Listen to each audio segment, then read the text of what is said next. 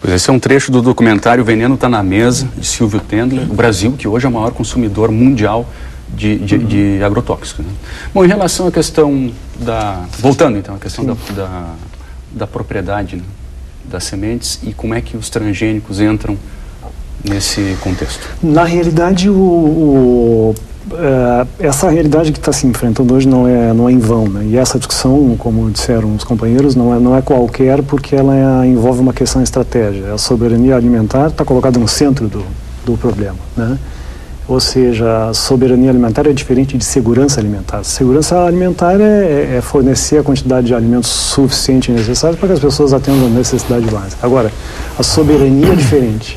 Geralmente a soberania alimentar desemboca também na soberania cultural, econômica, né, de dignidade humana, e aí o princípio constitucional da proteção da dignidade humana também está diretamente ligado nisso. Então, os grandes grupos multinacionais e conglomerados meganacionais, né, transnacionais, sabem que produzir semente é uma coisa muito simples e que o agricultor domina essa tecnologia.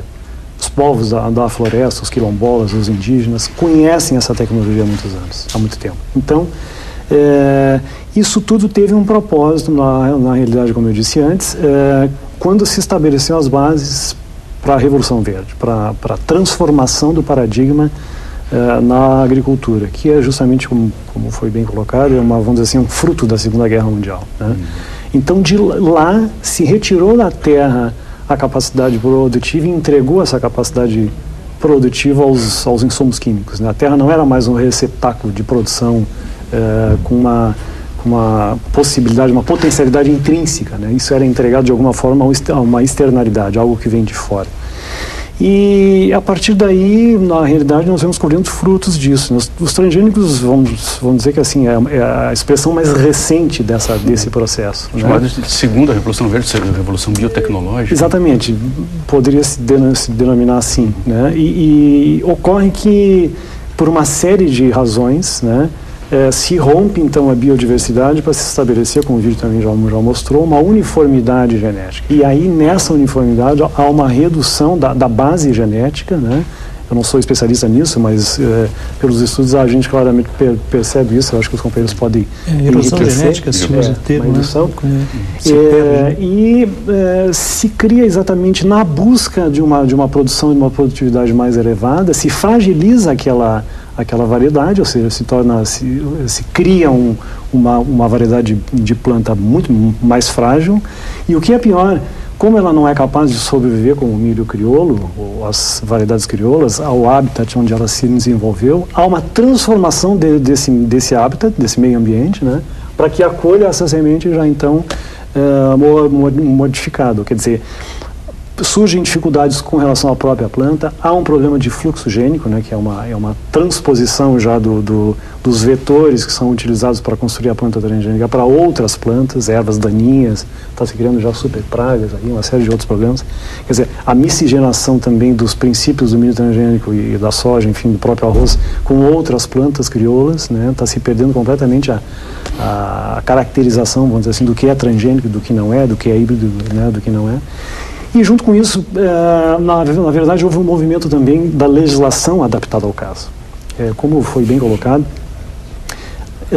existia antigamente a rodada Uruguai, ou melhor, o GATT, né? Que o GATT centralizava todos os debates em torno da legislação e era um organismo ligado à própria ONU, né? Quer dizer, em que pese as dificuldades, ainda era possível se criar um debate consistente em nível de GATT para que se conseguisse avanços no sentido de proteger, enfim, os agricultores e as populações mais pobres.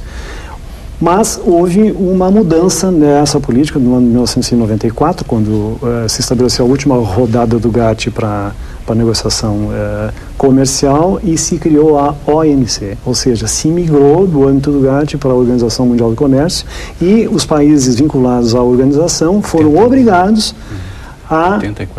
em 84, vamos dizer assim, a aderir às regras patentárias de proteção de cultivares. E aí surge toda essa questão vamos dizer assim, do patenteamento das formas de vida e de atrelamento da produção aos grandes grupos e melhoristas estabelecidos, em detrimento dos pequenos produtores. E num ambiente político muito ruim, né? Num ambiente de políticas econômicas neoliberais. Então, tu for ver bem o que acontece no Brasil com a lei de cultivares e essa anterior, que é a lei de propriedade intelectual, não é? 95, 96, 97, ele é um pacote comum no mundo inteiro, organizado pelo Banco Mundial e FMI. Não é? Então você vai ver o padrão de legislação é a mesma em todo o planeta, imposto por esses grupos e corporações. Né?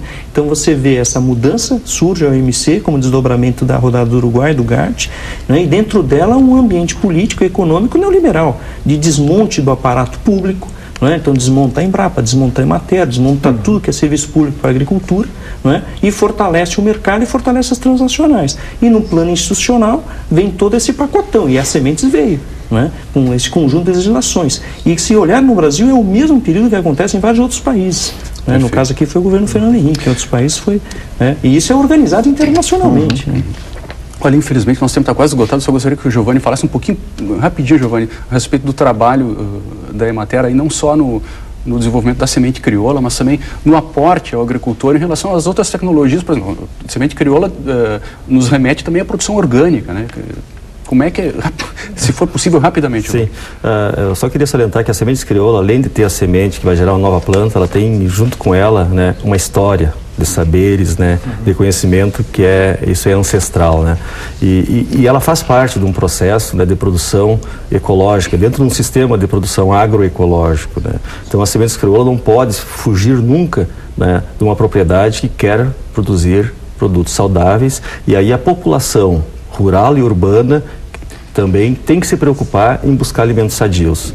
Muitas vezes a população urbana vai no mercado, compra, né, o alimento sem saber se esse alimento é sadio ou não. E aí que está a grande força para nós retomar, né, o processo de valorização das sementes, principalmente, que com a CNTBio aprovando todas as vezes que entra lá a solicitação para uma liberação de um transgênico, ela libera sem um estudo mais aprofundado, enquanto que as sementes crioulas estão aí à mercê, né, das grandes empresas de desaparecer em pouco tempo. Ok. Bom, obrigado pela presença no programa. Muito obrigado. Nós vamos a mais um intervalo, já voltamos.